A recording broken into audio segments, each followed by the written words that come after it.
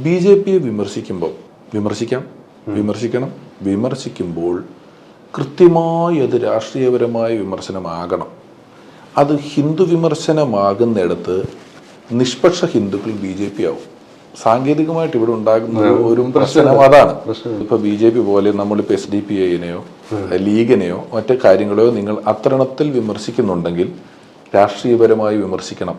നിങ്ങൾ അതിനെ മതപരമായി വിമർശിച്ചാൽ നിഷ്പക്ഷ ഇസ്ലാം വിശ്വാസികൾ കൂടുതലായി അങ്ങോട്ട് പോകും. ഈ 100 കോടി ആളുകളുള്ളൊരു മതം, അവരുടെ വിശ്വാസമാണത് അല്ലേ? ഇപ്പൊ ജയ് ശ്രീരാം എന്ന് ഹനുമാനാണ് ആദ്യം വിളിച്ചത് എന്ന് പറയുന്നു. അപ്പൊ ജയ് ശ്രീരാം എന്ന് ഞാൻ വിളിച്ചാൽ ഉടനെ ആഹാ നീ BJP-കാരനാണല്ലേ, ഞാൻ സംഖ്യയാണല്ലേ, ഞാൻ അമ്പലത്തിൽ പോയാൽ ഞാൻ രക്ഷാബന്ധൻ എത്ര കൊല്ലമായിട്ടുള്ള ചടങ്ങാണ്.